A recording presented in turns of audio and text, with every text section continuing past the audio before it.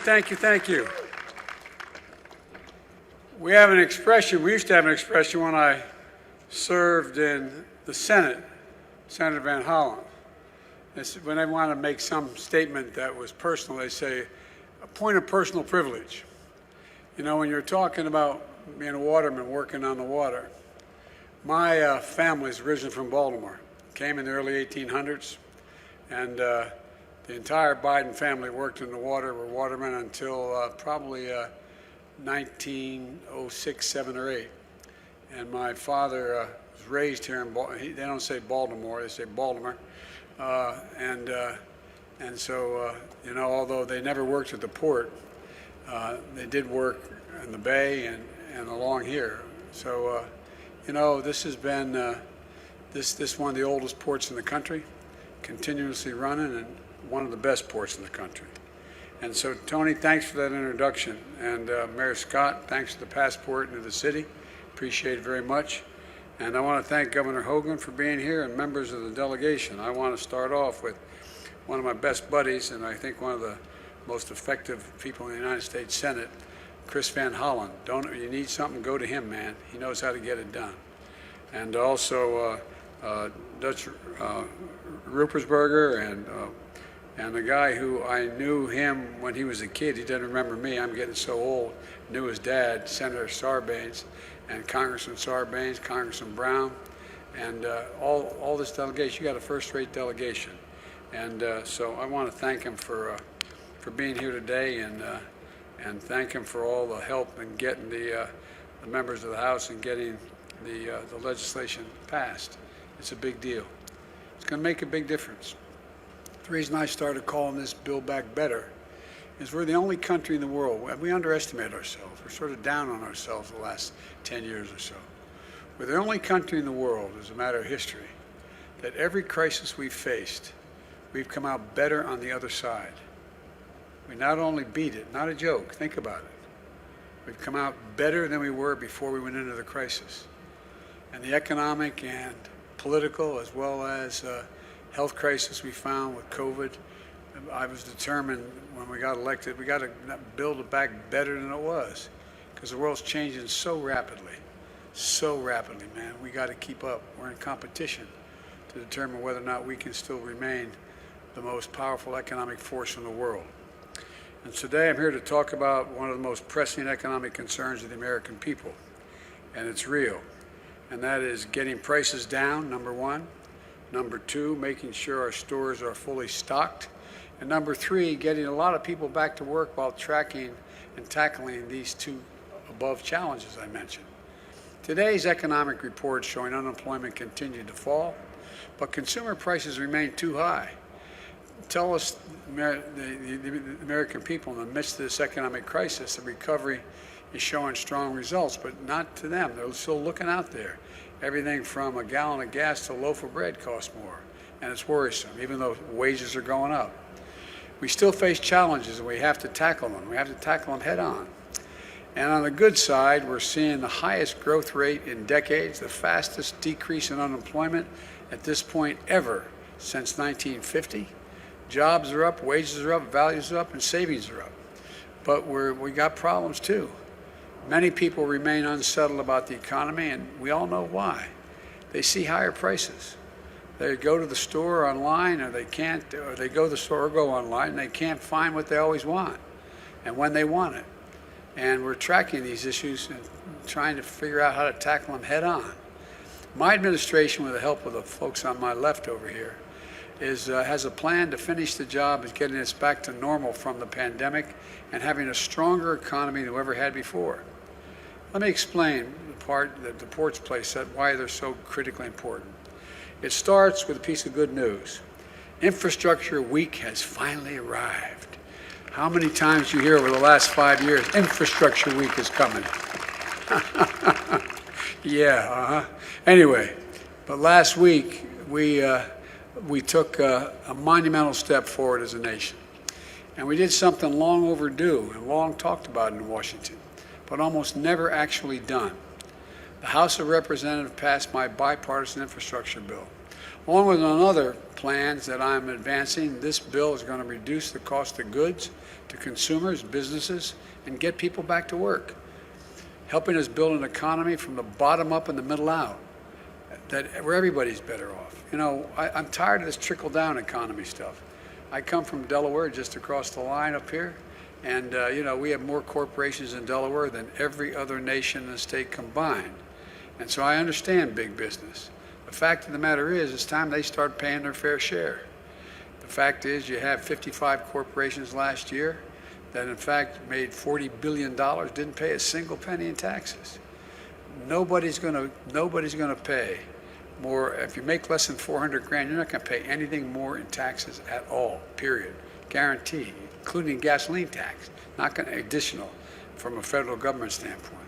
And so look, this is a once in a generation investment to create good paying jobs, modernize infrastructure, turn the climate crisis into an opportunity. When I talk climate to other world leaders, I say, think one thing. We're dealing with climate, think jobs, good jobs, because that's how you beat the climate crisis. Put us on a path to win the economic competition of the 21st century.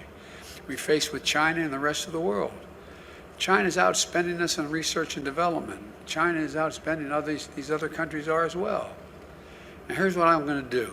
I'm going to create good paying union jobs, not good job, not $12 an hour, not $15 an hour, $45 an hour and up with good benefits. So you can raise a family on and build the middle class out. And jobs that cannot be outsourced. You can't outsource these jobs. And I'm going to transform our transportation system with the most significant investment in passenger rail in the past 50 years. In roads and bridges, the most significant investment in 70 years. And investments in public transit we've done over the period. You know, it's going to modernize our ports with $17 billion in investment. $17 billion in investment. We're going to reduce congestion. We're going to address repair and maintenance backlogs, deploy state-of-the-art technologies, and make our ports cleaner and more efficient. And we're going to do the same with our airports and freight rail. We're going to create jobs replacing lead water pipes that are here in Maryland as well as every other state in the union that are poisoning our kids and others. We're going to make high-speed internet affordable and available to everywhere in America. Those of you who have kids in school, when we've been going this hybrid thing, some in class, some out of class, how many times, if you don't live in an area where you have high-speed internet you can afford, how many times you've driven your kids to the parking lot of McDonald's and sat there going off the McDonald's internet so you could hear? No, I'm not joking. Think of this, the United States of America, for God's sake.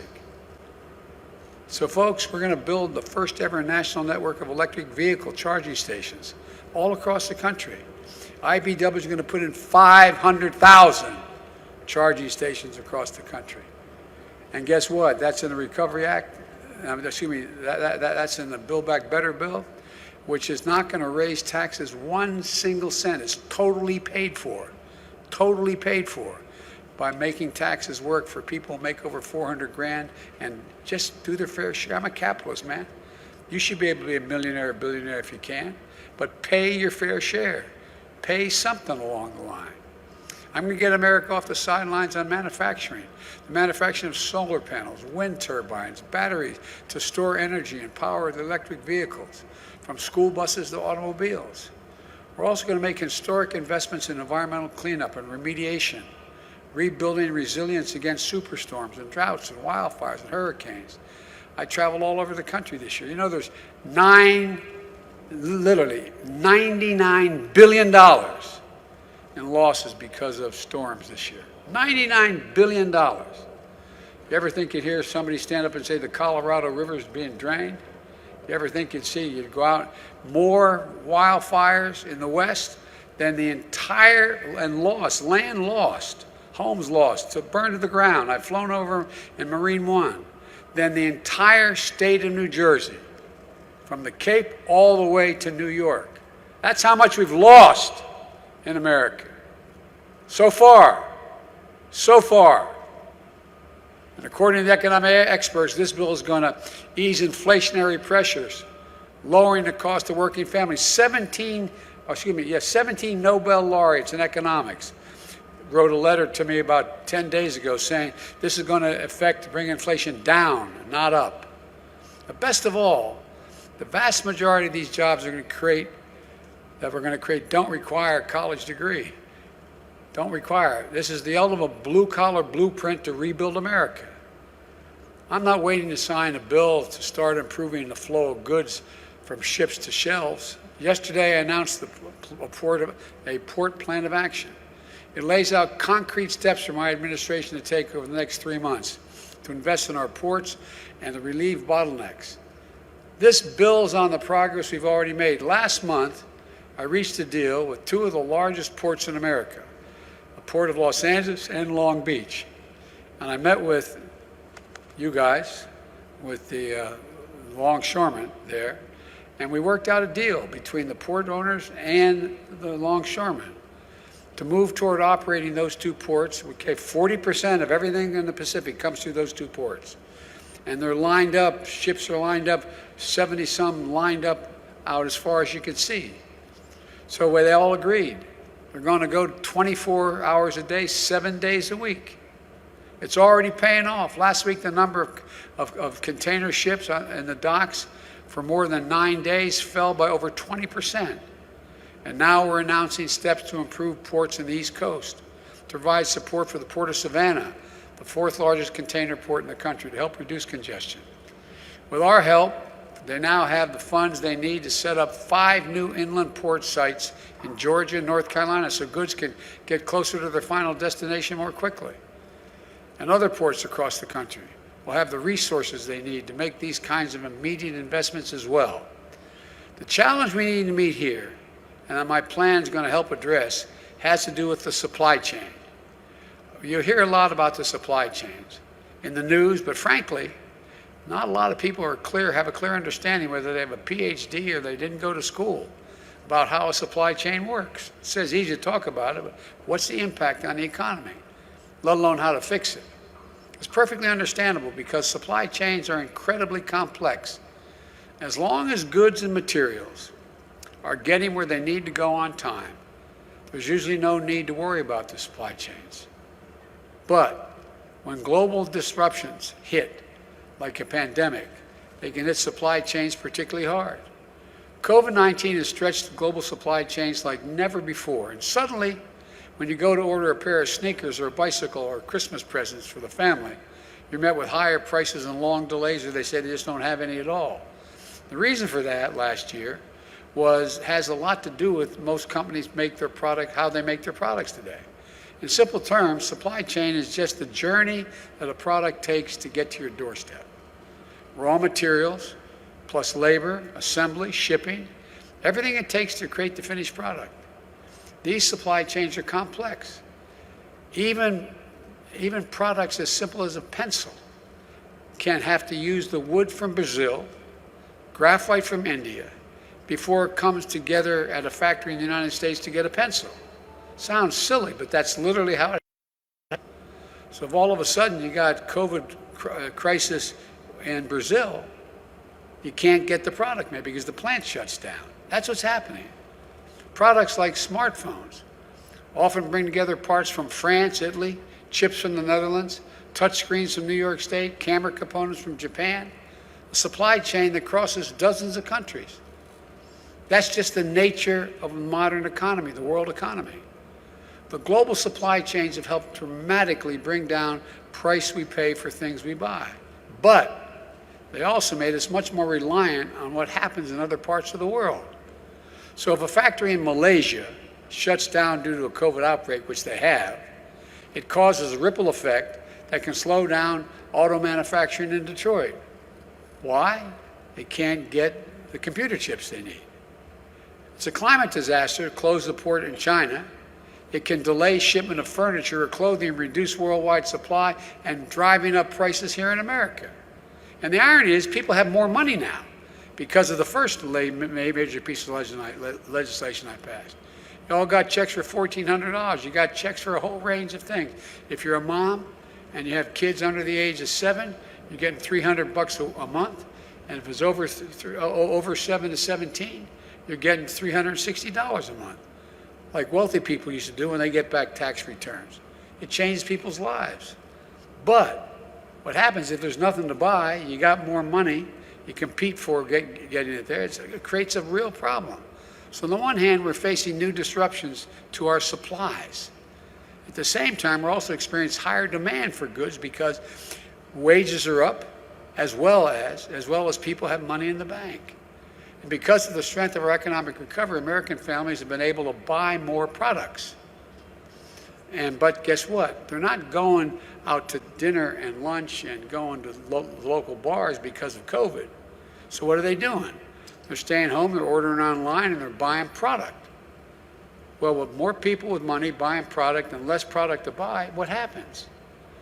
The supply chain's the reason, and the answer is you guys. I'll get to that in a minute, but what happens? Prices go up. So we got nearly 20% more goods coming into the country than we did before the pandemic struck. In 19 days, COVID-19 has changed the way we spend our time and our money. More products are being delivered than ever before. That's because people have a little more breathing room than they did last year, and that's a good thing. But it also means we got higher demand for goods at the same time we're facing disruptions in the supplies to make those goods.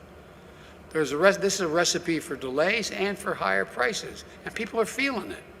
They're feeling it. Do you ever think you'd be paying this much for a gallon of gas? In some parts of California, they're paying $4.50 a gallon. That's why it's so important that we do everything in our power to stabilize the supply chain. And here's the good news. Yesterday, I spoke with the CEOs, personally spoke with the CEOs of the major retailers, Walmart, Target, and the leading freight movers, FedEx and UPS. They assured me that the shelves will be stocked in stores this holiday because they signed on a 24/7 as well. They signed on a 24/7. And they provide more avenues. They're getting more of their containers off the ports quicker than ever before. Because a lot of stuff on the ports that was sitting around, staying there. Why? Because it no longer was the product they need at this moment. And it doesn't cost them anything to leave them sitting at the port rather than in their warehouses. That's moving as well. Part of the reason why is because my port envoy, John Picari, who was a Secretary of Transportation here for 2 governors, John has worked with the operators, the shippers, shipping companies and unions, and retailers to speed commerce so they can get products to stores and to your doors and to get the shelves fully stocked this holiday season. Instead of pointing fingers, we're seeing folks start to work together. Railroads, ocean liners, labor, state and local governments. The progress has already begun, and now we've passed the bipartisan infrastructure bill, the deal. It's only going to accelerate. You've heard me say it before. Infrastructure used to be rated in the United States as the best in the world when I got to the Congress. But today, according to the World Economic Forum, you know where we rank in infrastructure? 13th in the world. 12 countries in the world have more modern, efficient infrastructures than the United States of America. By investing in our roads, our bridges, our ports, and so much else, this bill is going to make it easy for companies to get goods to market more quickly. Here in Baltimore, you've got a port that's older than America itself, and it's been operating for 315 years. By the way, got any Marines here? Any former Marines? Raise your hand. Well, if you're here as a Marine, happy birthday. It's your 247th birthday of the United States Marine Corps. They deserve some applause. Look, this port is connected to the nation's oldest rail line, the B&O Railroad, which in turn relies on the tunnels that are about 126 years old, those tunnels, okay? The tunnel has become a major bottleneck to the port. Now, the Port of Baltimore will be getting a $125 million grant to upgrade that tunnel. So freight trains can come double stacked through that tunnel. Double stacked with these cars, with containers on top of them. Twice as much. They move out a hell of a lot more quickly if they're imports going out, but if they're exports going across the ocean. That means, in addition to more good jobs being filled, more products on shelves, delivery faster and lower prices, It's about taking a long-term view of our economy to deliver lower costs, more jobs, and ensure our shelves are stocked with product. And the longer-term view means building greater resilience to withstand both the shocks and disruptions that we can anticipate as the world continues to change. Pandemics, weather extremes, cyber attacks, whatever else comes our way, and they're all going to come our way. You know it. We need to be ready. We need companies throughout the supply chain to create and support good-paying jobs for people that they can grow in, build skills in, join a union, make a decent living. That's when disruption hits. So when disruption hits, companies can quickly adapt because they're invested in their workers, their skills, their training, and a strong foundation of what I always think unions in my family, I think of dignity and respect. That's what it's about, dignity and respect. Taking a longer-term view also means making Buy American, not just a promise, but an ironclad reality. When I got elected, I said, I get to spend, quote unquote, $600 billion of your money, making everything from aircraft carriers to balloons. But guess what? So much of it has been going out and getting foreign contractors to do it. Well, this administration has been doing, we set a new rules to strengthen our domestic supply chains with new Made in America office within the White House. Never again should our country be left unable to produce critical goods because we don't have access to the materials we need. Never again should we have to rely on one company or one country, particularly when the country doesn't share our values. I've said it before, we're in a competition for the 21st century, and who's going to own it?